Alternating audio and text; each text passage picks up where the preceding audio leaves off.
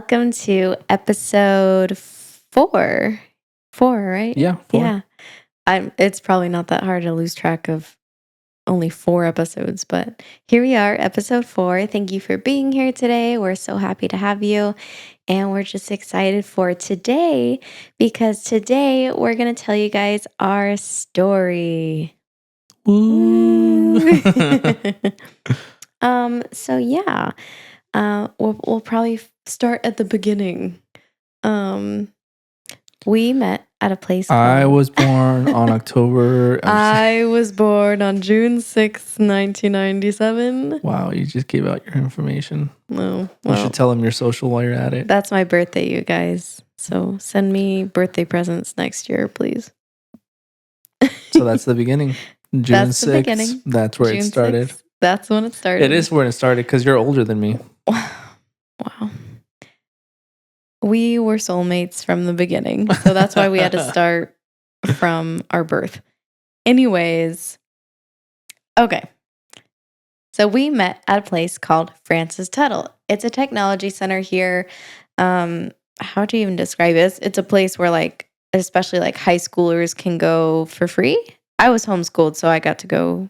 I got to go for free too. Yeah, it's like your last 2 years of high school. You can go for free and you learn a trade, basically. Like they had engineer classes. They had mechanic. They nursing.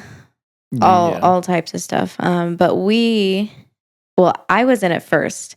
I was in the broadcast and video production class or program, whatever.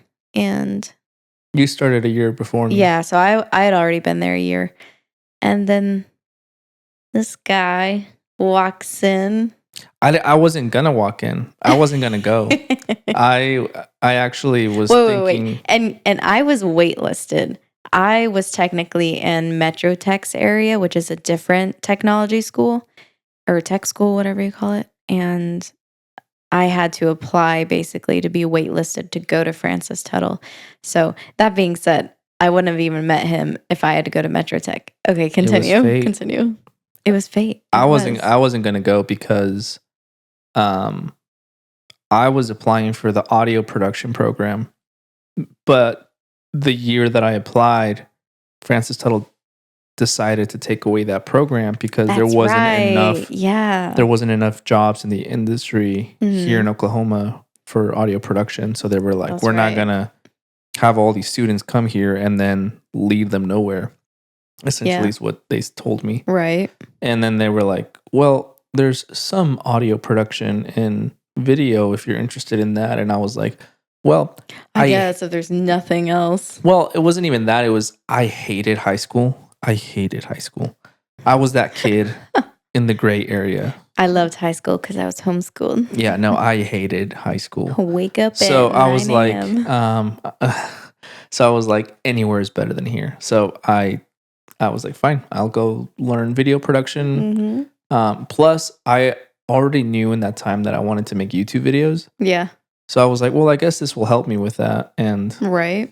That's where I saw your name. You were the tech worker. You were the tech assistant. Oh, that's right. Because I was in control of the camera room. Like if people wanted to rent stuff out, so they pick like a tech person each week, and I was that tech person that week that guy strolled in.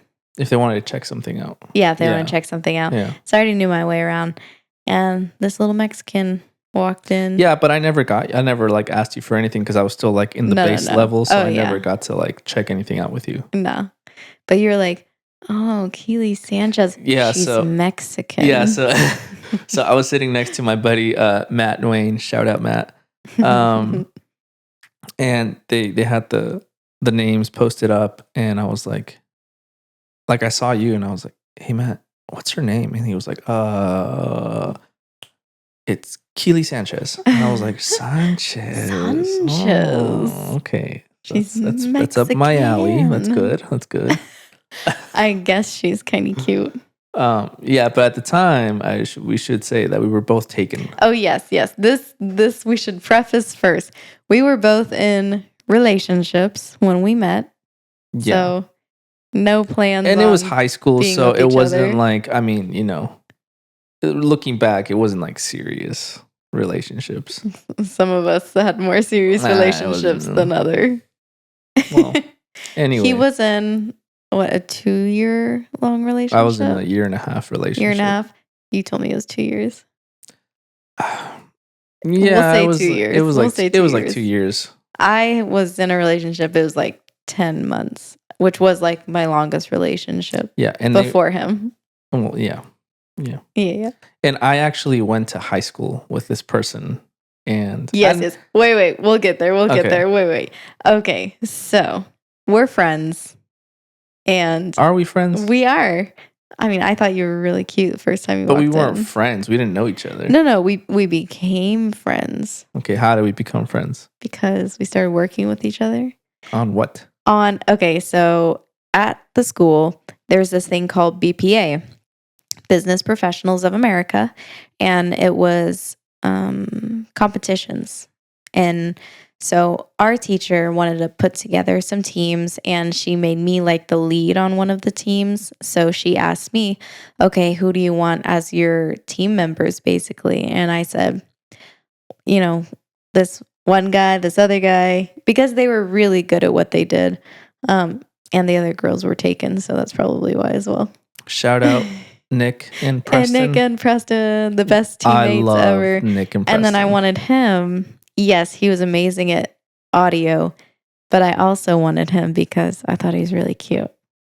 I had no idea what I was doing. Yes, you did. I had no idea. But he didn't know what he was doing. Anyways, I felt useless in that team.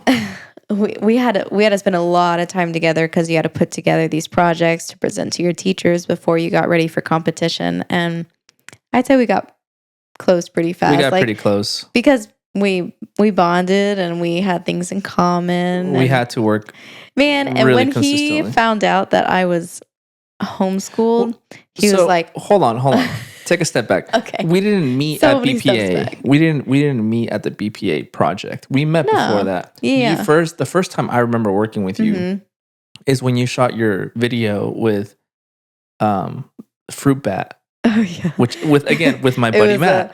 We'll have to link it somewhere, you guys. But it was a commercial I called it Fruit Bat, and it was a bat who would throw fruit at you for motivation. But that was my commercial idea. Anyway, it was really painful. Let's just say that.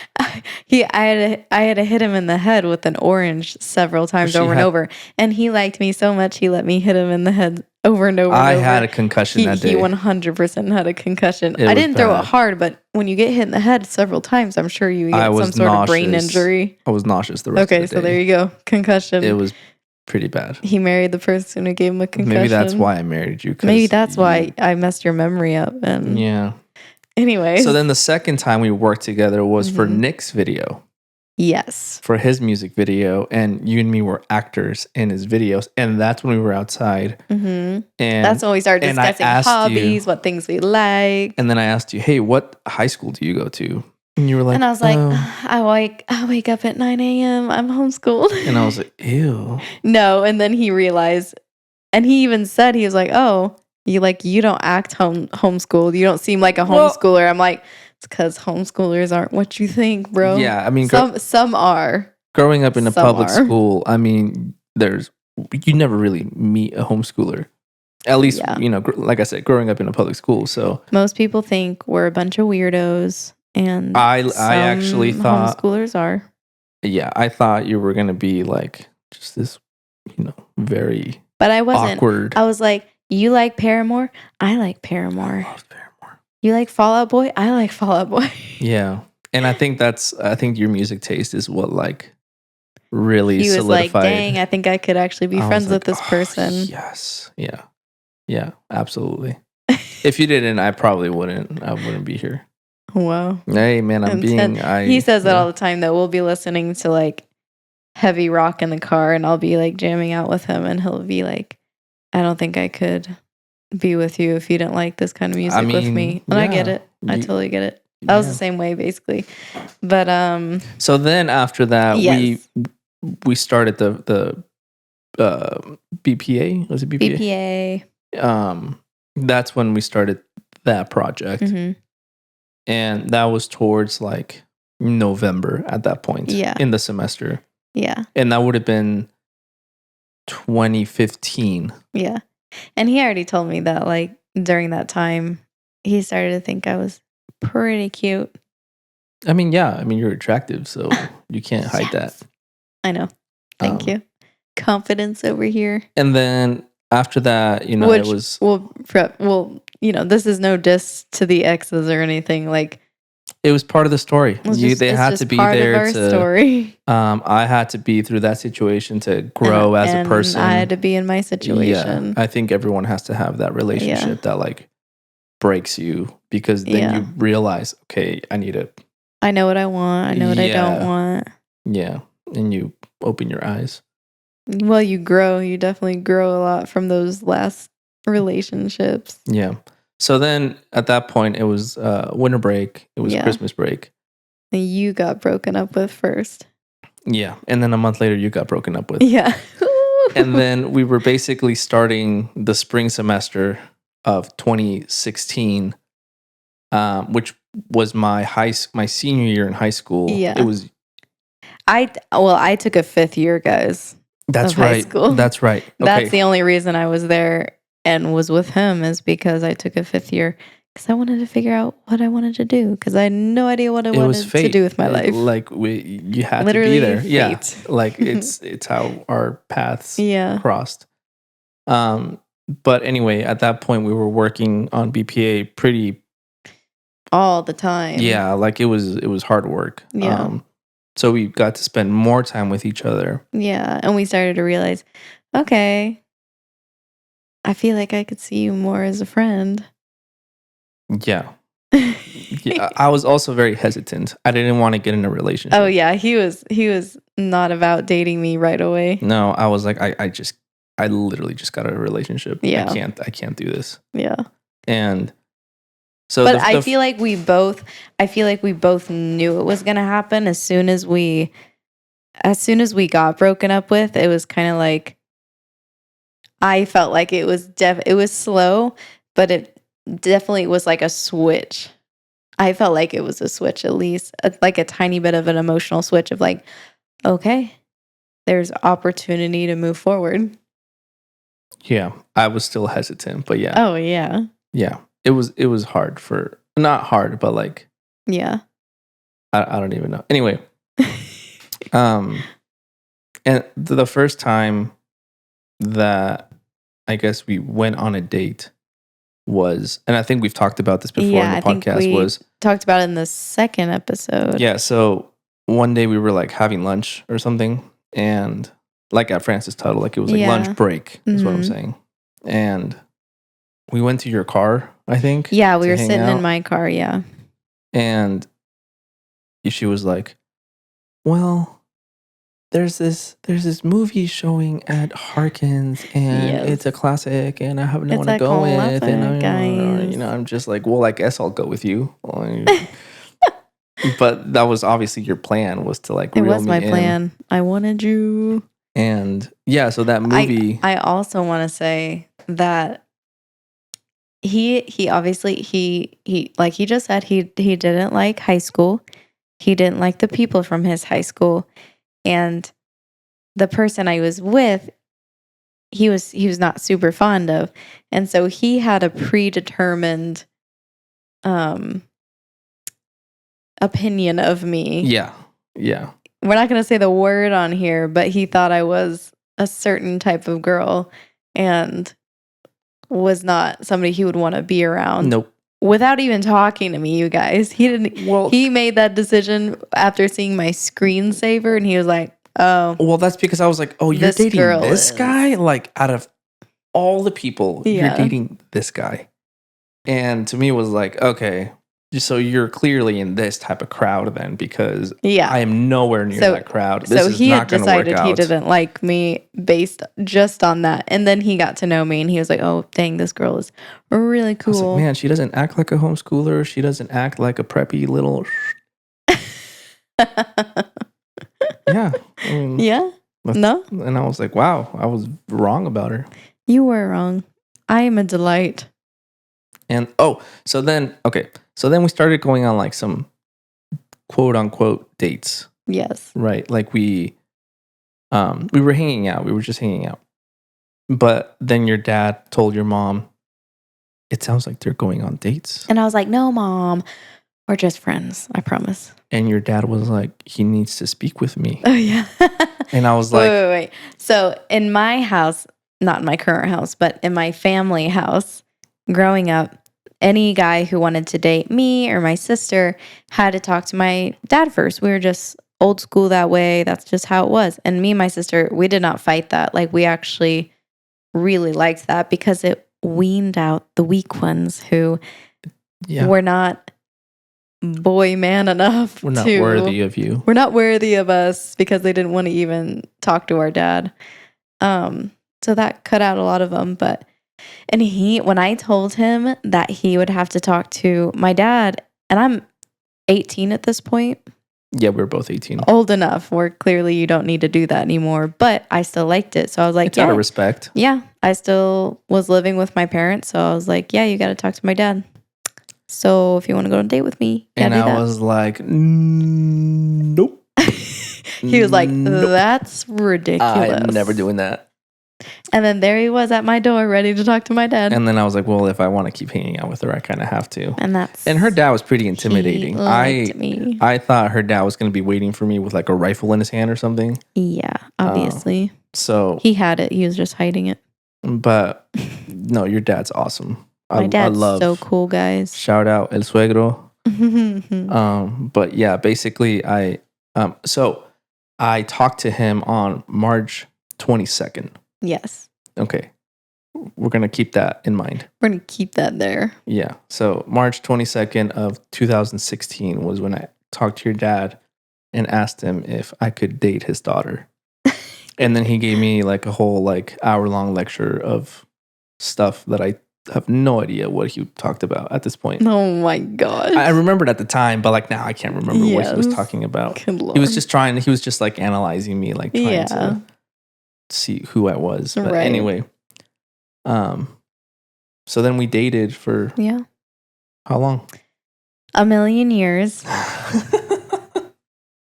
Just my whole life. It just felt like forever, eternity.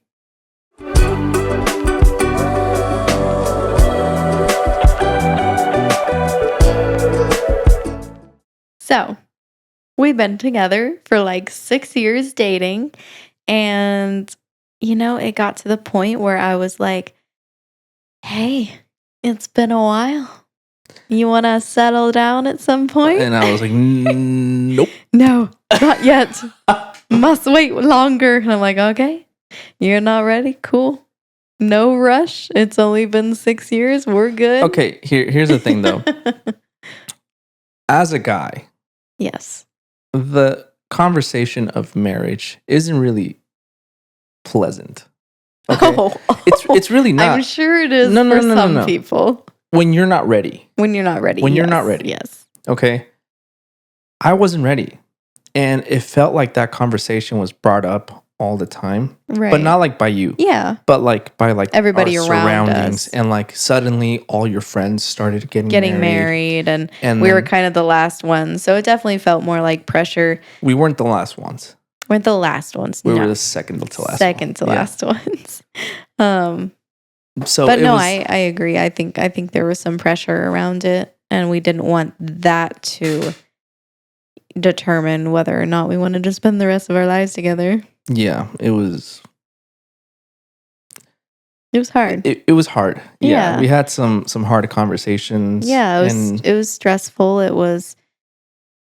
We obviously knew we wanted to be together. We obviously knew we wanted to spend the rest of our lives together, but it was, we had started in our family homes. We had never lived on our own, independently, had that time by ourselves to just explore our independence without our parents. So I completely understand, like, it was scary to go immediately from your parents' house to living with somebody that you're going to spend the rest of your life with. Well, that, Plus, we were also in school. Yeah, with school on top of that. Yeah, and I was like, I'm not ready to talk about that until I graduate. I don't even want to think about that till I graduate. I want to graduate and, find a job, and then we can figure it out. Yeah. And it was more of like, well, and I think we definitely wanted to be prepared to take care of each other.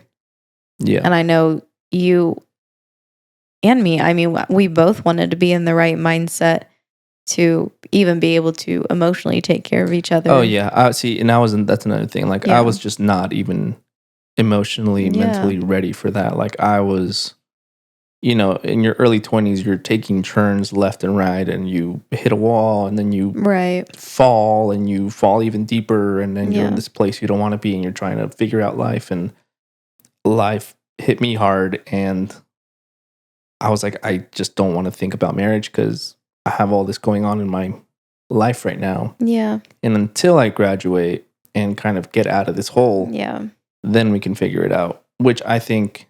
No, and it worked. And it's so different for every single person. Like that's how it worked out for us.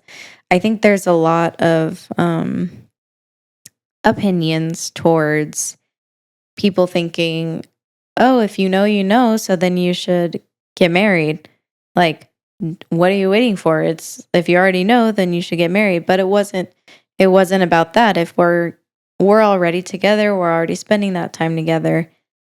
If we're wanting to do it, we wanted to do it right. We wanted to enter into a union on good terms, Yeah, we did not want to rush it just because other people thought we needed to go ahead and get married. Like we wanted it to happen on the time we wanted it to happen. Yeah, not because of the pressure of whatever.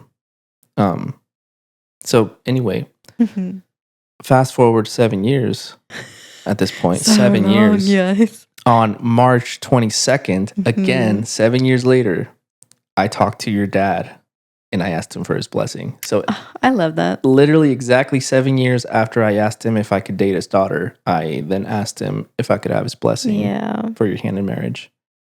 And again, he went on this like long lecture. Here are the rules for marrying my daughter.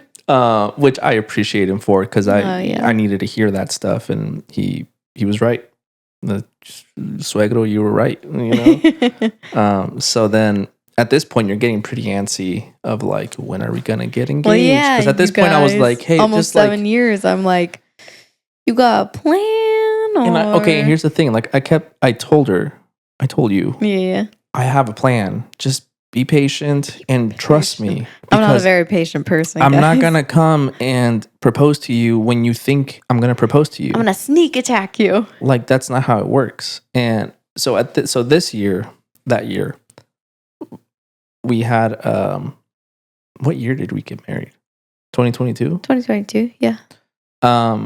So that year, we had a plan to travel to California for like a week and just get see my grandma, because that year I graduated in May. Yeah, you had just graduated in December. Yeah, and we were gonna go see your grandma. I was gonna go see my best friend in California. Yeah, and I was just like, let's just have a nice, no stress vacation. Yeah, and at this point we had already moved in. Yeah. Like literally a month before we had moved in. Right. So we were like a month living together, and you were like, when are you going to propose? And we went. I wasn't like that, you guys. I wasn't like, where's the ring? No, but like. No. I would occasionally be like, hey, I just want to like know that you have a plan, because he knew I didn't want to move in with somebody unless we were engaged. Or I knew I would be engaged soon. So I just wanted to know there was a plan. And I told you that I would propose that fall. Yes. Yeah. Like, yeah. So I thought it was going to be way farther away. I told you, I have a plan, but like I need the specific time of the year. Like let's just push it towards the trip is in June. Yeah. And we went to Disneyland. Yeah, Disneyland, because we're Disney adults. You're a Disney adult. I'm a Disney adult, and I'm proud of being a Disney adult. And I knew you were a Disney adult, which is why I was like, well, what better place for her than Disneyland? Mm-hmm. Well, and so it's June, and I'm figuring I'm getting engaged in like November. Wait, what? Yeah, like the trip was in June. And in my mind, in your mind, you on thought the trip, on the trip, I'm like, okay, I'm not getting engaged for like another however many months. Like half a year. Yeah. Yeah. And I was stressing, man. And we're in California, and it's like the day before we go to Disneyland, and we were walking around shopping somewhere. Oh, we were in Hollywood, and we were shopping around. Oh, that's and right. I was like, I just brought it up because in a nice way, it was a casual conversation. I was like, so like, do you know what you're going to do when you propose? Like, you don't have to tell me. I just want to know, like, do you know? And he was like, I haven't really thought about it. And I was like, yeah, we were passing a jewelry store. Sir? We were passing a jewelry store, which is why you were like, oh, like, because you saw rings. Yeah. I was so mad, you guys. I was like, this man doesn't even know how he wants to propose to me. Yeah, I was acting like I hadn't even thought about it. Trash. So yeah, and in my head, and then we got like in an argument. Not in an argument. No, but I was like, we were pretty agitated with each other, and there was clearly some tension for like 30 minutes, and then afterwards I was like, fine. I just need you to trust me. Let's just have a nice time. It'll happen when it happens. And I was like, okay. Yeah, and in my head, 7 years later, it'll happen when it happens. And then in my mind, I'm like, baby, just hold on. Just give me like less than 24 hours. It's coming. So we get to Disneyland. And we get there super early. Yeah. And for those of you who don't know, you can buy earplugs for concerts. Yeah, they're just called little eargasms. They're really, really cool, but they come in a little tin can. They come in a little tin can that you can put on your keychain. And my plan was, I put the ring in that. I put some, like some tissue. Yeah. Put the ring and then sealed it up. And then I was just carrying my keys around. Yeah. And we were passing security, and then the security guard was like, what's in there? And I was like, just my earplugs, just my earplugs. And we got there, at 8? And we were waiting in line for like 2 hours for the Star Wars ride. It was horrible. I was gonna. He was so nauseous. He looked so sick and total oblivious. I was super oblivious. Like, I had no idea why. I was like, what is wrong with this man? He's so sick. Well, we ate tacos the night before at like 11 p.m. True. So I was just blaming it on the tacos. Yeah. You guys, he went to the bathroom so many times. Well, so I went to the bathroom because I kept checking to see if the ring was still there. Like, you just have to be extra careful. And at this point, it's like 2:30, and I'm like, I need to do it now. Like, I can't. But you were wanting to wait for the fireworks at night. Oh yeah, I was wanting to wait. Well, no. That's what you told me. You said you wanted to wait till the fireworks. I can't remember that, but anyway. Yeah, you're like, but in the it's like 2:33, and he's like, I cannot hold out any longer. I will not be able to enjoy this day. I wasn't enjoying it. I wasn't enjoying Disneyland, and I'm like, we paid all this money to be here. Like, I need to at least enjoy that, the last half of the day. So, I told you, like, I made the excuse, like, hey, my mom said she'll pay for a photo in front of us in front of the castle. He was like, my mom really wants a picture. Let's go. And I was like, why does she want a picture? Like, we can just get one ourselves. Like, I had no plan on getting the picture in front of the castle. I was like, she'll pay for it. She'll pay for it. And I was like, why? And I was like, I wasn't frustrated, but I was like, okay, let's get this over with so we can go ride another ride. So before that, I went to the bathroom and I opened up the little the little tin can. Yeah. And I took out the ring. Probably just like shaking. And I was shaking.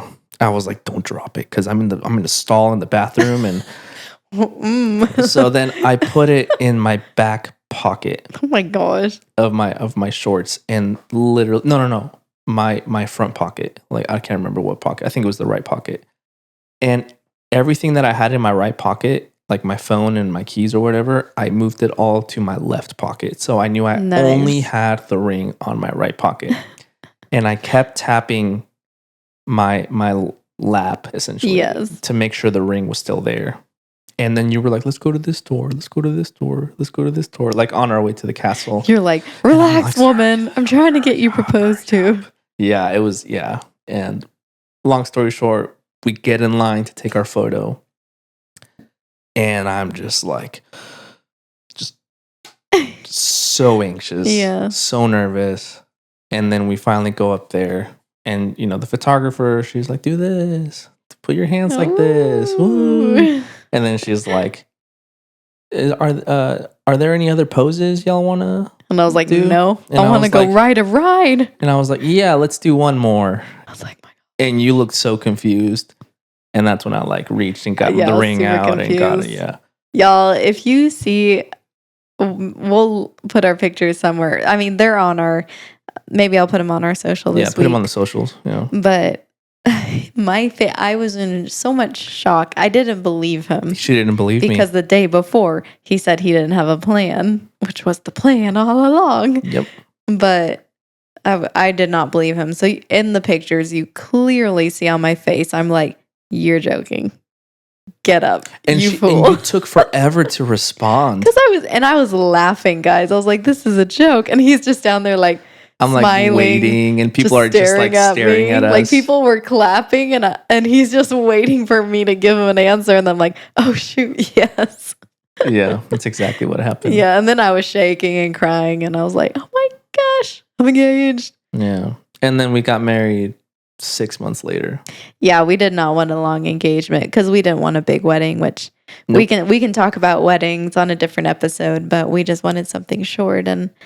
And yeah, so that is the engagement, kind of our little story of meeting, getting engaged. We can definitely tell you guys our wedding story if you guys want. But yeah, we just think it's important that, there's not just you meet and then you decide you're the one and then you get married. There are the stories that take time, like ours, and take time to perfect. Not that our marriage or relationship was perfect, but we wanted to make sure we didn't enter into our marriage incorrectly. Yeah, it's all God's time. Yeah. That's how I feel. Yep, God's timing. Yeah. So, you had me write some advice. Yeah, Eduardo's going to share some advice today, you guys. I don't have advice. I think the best advice I can give for a guy who is like not sure if he wants to propose or if he should propose, I think, like you said earlier, when you know, you just know. And if you can't see your future without that person, then I think you've already answered your question. Like, yeah, there it is. If you're waiting for the right time, if you're waiting to be ready or something, you're never going to be ready. Yes, we figured that out. That there's never a good time. It's just kind of jumping into it. Yeah, if you feel like maybe you're ready, then that's as ready as you're going to be. Yeah, that's how I felt. Yeah, because even like when I proposed to you, I was like, well, I'm doing it. I don't have a career set up. I don't have a savings. I don't have this, but here we are. And I did it. I think you did it at the perfect time, because I think when you proposed, we had gone through things that we decided were collected enough that we could do this and we could actually start a life together. And I think we needed to go through a lot of things to be able to know that we could have a life together. And we're still figuring it out, guys. We're still figuring out how to live with each other. Yeah. And you should have seen last night. It sucked. I'm just kidding. It did not suck. No, I take that back. That was a joke. Joking. That was a joke. Yeah. No. He's pretty cool, I guess. I love this one. I guess so too. I guess I am pretty cool. You're so rude. But yeah, so we'll just do our little rapid fire questions and then we'll close it out for you guys. Okay, here are mine. When did you know I was the one? Man. Not necessarily the one you want to marry, but you knew I was the one that like you're like, okay, wow, this is somebody I want to like pursue. I don't know, probably like our 5th or 6th year of dating.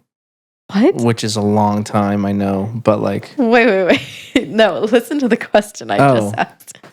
When did you know I was the one? Like, but not to marry, but to start pursuing. Oh. After 6 years, I decided I wanted to pursue her. I don't know, probably like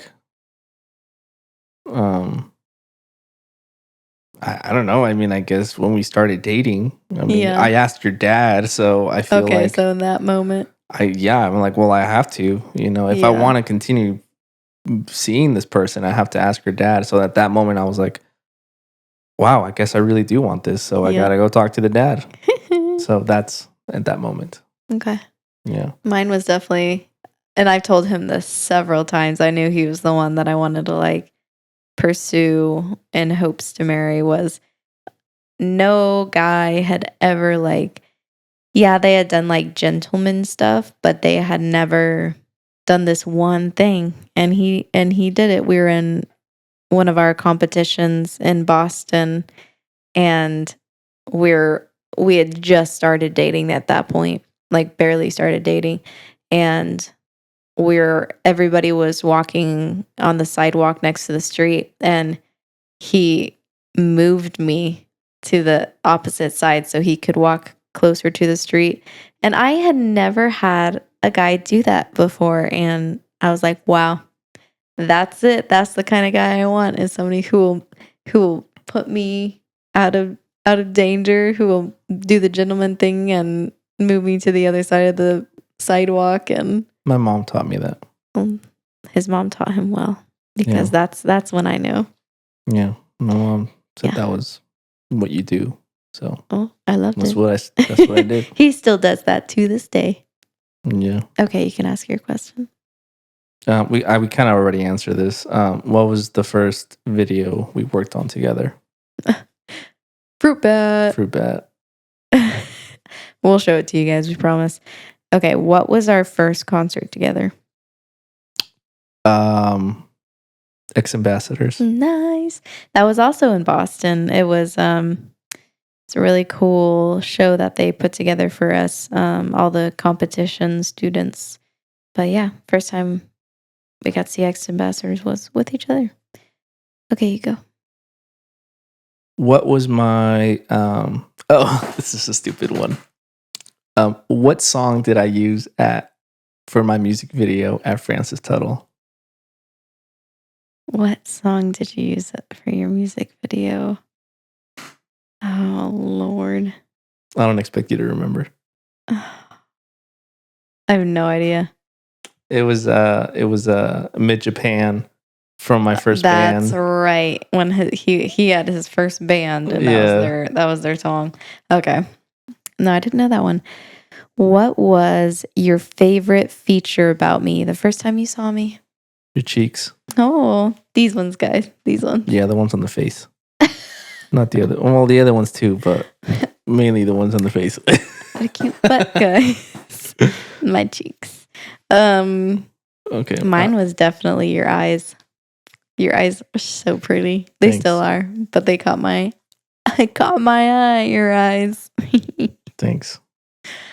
Cringy. Okay. I have one more. Oh my gosh. Sorry, I was about to pull the date idea. Go ahead. Okay. When we were at Francis Tuttle, yes, I knew when you were staring at me, but you didn't know I knew you were staring at me. Why? Or how? How what? How did I know that you were staring at me? Because of the computer screens. Yeah.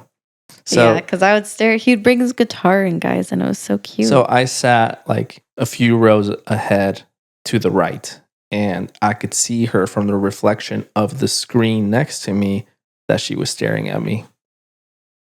And I was like, she's staring at me. Because I liked you. Act cool. I'd stare at you so much. You probably just thought I was a stalker. I did. Yeah. Well, you married your stalker, so. Yeah. All right, guys, we're going to pull the date idea for the week. Can you hear that? Okay, go ahead. I pulled last time. Okay, I'll pull. Pulling the date idea. Okay, here we go, guys. Here we go. Oh, I got his play. It Takes Two. Yes. I'm actually excited about that one. I do like it. If you guys have a PlayStation or somewhere to play games, video games, play the game It Takes Two. It's so much fun. It's a way to bond.